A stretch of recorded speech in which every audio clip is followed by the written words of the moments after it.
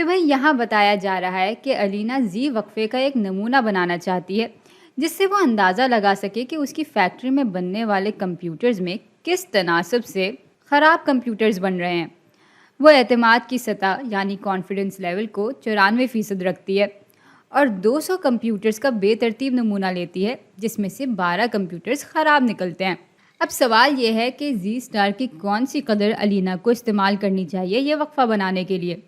یہاں زی اسٹار دکھا رہا ہوتا ہے کریٹیکل ویلیو کو۔ اب بات یہ ہے کہ خراب کمپیوٹرز کا تناسب اصل میں پی کو دکھا رہا ہوتا ہے۔ پی ہوتا ہے آبادی کا تناسب یعنی پاپولیشن پروپورشن، اور اس کی قدر ظاہر سی بات ہے ہمیں نہیں دی ہوئی۔ تو اب ہم کرتے یہ ہیں کہ آبادی سے نمونہ لیتے ہیں اور پھر نمونے کا تناسب معلوم کر کے آبادی کا تناسب کا اندازہ لگانے کی کوشش کرتے ہیں۔ تو مثال کے طور پہ یہ ہے ہماری پوری آبادی، یہ اس کا پاپولیشن پروپورشن ہے، اس میں سے ہم نمونے لیں گے اور یہاں پر ہمارے نمونے کا جو سائز ہے وہ 200 کے برابر ہے، اور پھر اس نمونے کے ذریعے ہم اس کا سیمپل پروپورشن یعنی نمونے کا تناسب معلوم کر لیتے ہیں، اور پھر اس کی مدد سے جیسا کہ میں نے پہلے کہا تھا کہ ہم آبادی کے تناسب کا اندازہ لگاتے ہیں۔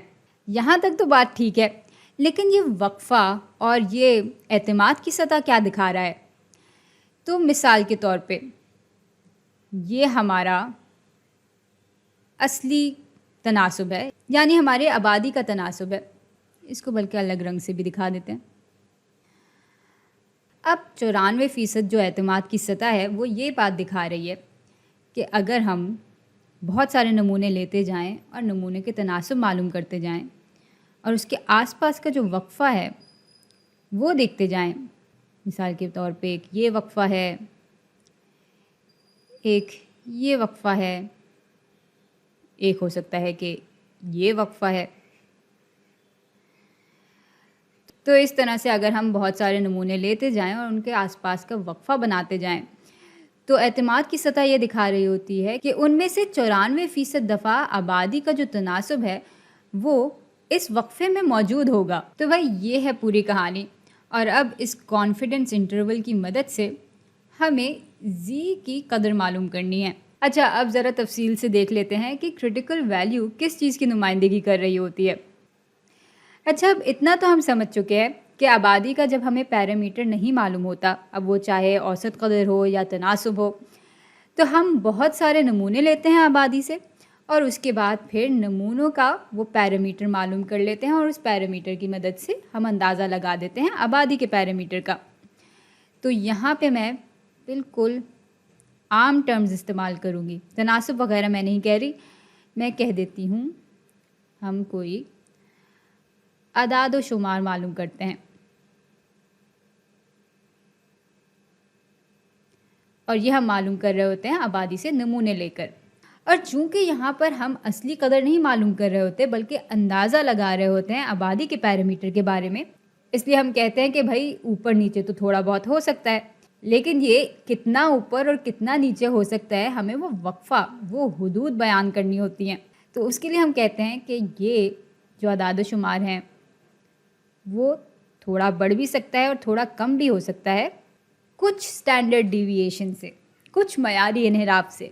اب یہ جو کچھ ہے اس کی قدر ہم دکھا رہے ہوتے ہیں زی سے، تو یہ ہماری کریٹیکل ویلیو یعنی اہم قدر، اور اس کو پھر ہم ضرب دے رہے ہوتے ہیں اعداد و شمار کے سٹینڈرڈ ڈیویشن سے، یعنی یہ ہوتا ہے نمونے کا سٹینڈرڈ ڈیویشن، اس کو بلکہ لکھ بھی لیتے ہیں اعداد و شمار کا سٹینڈرڈ ڈیویشن۔ اچھا، اب آ جاتے ہیں اس مخصوص مثال پہ۔ تو بھائی یہاں پہ جو ہم اعداد و شمار دیکھ رہے ہیں وہ ہے نمونے کا تناسب، اور یہ نمونے کا تناسب ہم نے معلوم کیا ہوگا آبادی سے کوئی ایک نمونہ لے کر، تو یہ صرف ایک نمونے کا تناسب ہے، لیکن چونکہ ہم اسی تناسب سے اندازہ لگا رہے ہیں آبادی کے تناسب کا، تو ہمیں یہاں پر اپنی کچھ حدود بیان کرنی ہوگی کہ اس وقفے کے درمیان ہمارے آبادی کا تناسب ہو سکتا ہے۔ تو یہاں آ جائے گا پلس مائنس کا نشان، بالکل جیسے یہاں پہ ہم نے دکھایا تھا، اور اس کی حد جو ہے وہ ہوگی 0 سے 100 تک۔ 0 سے 100 تک ہمارا آبادی کا تناسب ہے، 100 سے 100 تک ہمارا نمونے کا تناسب ہے۔ 100 سے 100 تک ہمارا نمونے کا تناسب ہے، 100 سے 100 تک ہمارا نمونے کا تناسب ہے۔ اور اس کی حد جو ہے وہ ہوگی दर की क्रिटिकल वैल्यू, और इसको हमें उसूलन इससे ही ज़रब देना चाहिए।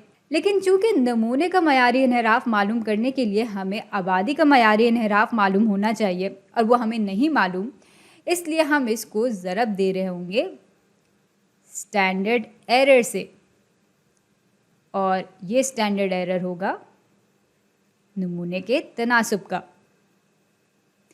स्टैंडर्ड एरर को हम उर्दू में मयारी खलल भी कहते हैं। अब ये सारी बातें आपके लिए नई तो नहीं है भाई, इन सारी चीज़ों को हमने पिछली वीडियोज़ में बहुत तफसील से देखा है, लेकिन फ़िलहाल हमें ये सवाल हल करना है, और सवाल में हमसे जी स्टार यानी क्रिटिकल वैल्यू की कदर मालूम करने के लिए कहा गया है। तो हमें असल में ये चीज़ मालूम करनी है। अब भाई इसकी कदर मालूम करने के लिए हमें सबसे पहले फ़र्ज़ करना होगा कि इस आबादी का जो फैलाव है वो बहुत हद तक एक आम फैलाव की तरह दिखेगा, यानी ये एक नॉर्मल डिस्ट्रीब्यूशन होगी, और इस फैलाव की औसत कदर ये होगी जो कि पी के बराबर होगी, यानी आबादी के तनासब के बराबर होगी। भाई ये सारी बातें हम पिछली वीडियोज़ में बहुत तफसील से समझ चुके हैं, लेकिन अगर आप इसमें फिर भी उलझ रहे हैं या आपने पिछली वीडियोज़ नहीं देखी, तो मेरा मशवरा यह है कि आप इस वीडियो को रोकें और जल्दी से वो वीडियोज़ देख कर आएँ। फ़िलहाल हम आगे बढ़ेंगे। तो अब हम देखेंगे कि इस औसत कदर से कितने स्टैंडर्ड डिविएशन दूर का हमें फ़ासला लेना होगा कि हमारी आबादी का जो तनासुब है हमें 94% इस बात पर यकीन हो कि वो इधर ही यानी इसी वक्फे में पाया जाएगा। तो अब अगर ये जो पूरा रकबा है वो 94% के बराबर है, तो हमारे जी स्टार की कदर कुछ यहाँ से यहाँ तक की होगी। तो भाई ये जानने के लिए अब हम लेकर आएंगे जी टेबल को, और कौन सा जी टेबल हम इस्तेमाल कर रहे हैं और उसको कैसे इस्तेमाल कर रहे हैं इस पर गौर करना बहुत ज़रूरी है। और ये मैं इसलिए कह रही हूँ क्योंकि बहुत सारे जी टेबल दिखा रहे होते हैं इस पूरे रकबे को जब तक कि जी की कदर नहीं आ जाती, तो वो ये पूरा रकबा दे रहे होते हैं बजाय औसत कदर और जी की कदर तक के रकबे के। लेकिन भाई हमें तो क्रिटिकल कदर मालूम करनी है, और ये जी की कदर यहाँ पे जो बचा कुचा हिस्सा है वो 6% नहीं बल्कि 3% छोड़ता है। अब सवाल ये उठता है कि हम इस 3% पे कैसे आ गए। असल में बात यह है कि ये पूरा रकबा 100% के बराबर होगा। 100% में से अगर 94% सिर्फ ये रकबा है तो पीछे बच गया 6%। लेकिन चूंकि नॉर्मल फैलाव में औसत कदर के इस तरफ और इस तरफ बिल्कुल एक जितना रकबा होता है, इसलिए उस 6% को हम 2 में तकसीम करेंगे, तो ये 3% हो जाएगा और ये रकबा भी 3% के बराबर हो जाएगा। अब उमूमन तौर पे जो हमारे पास जी टेबल होता है वो मैंने आपको बताया कि इस तरह का दिखता है, लेकिन इसमें से मैं चाह ये रही हूँ कि हमें जी की वो कदर मिले जो कि यहाँ पर 3% रकबा छोड़ रही हो। तो यहाँ पर फिर चूँकि हम ये पूरी चीज़ ले रहे हैं तो ये पूरा रकबा बराबर होगा 97% के, ना कि 94% के। और देख लेते हैं कि जी की कौन सी कदर पे इस फैलाव का 97% रकबा भर रहा है। तो भाई ये आ गया हमारा जी टेबल। अब देखते हैं कि 97% कहाँ पे भर। तो 97%, भाई 97% तो इधर है। इसको राउंड ऑफ करेंगे तो पूरा हमें 97% मिल जाएगा, और ये हमें मिल रहा है जी की इस कदर पे। और इस कदर को अगर हमें और बेहतर बनाना है यानी और प्रिसाइज बनाना है तो हम इस चीज़ को भी ले लेंगे। तो भाई जब जी बराबर होता है 1.88 के तो हमारे फैलाव का 97% रकबा भरा हुआ होता है। तो ये जो है ये जी बराबर होगा 1.88 के।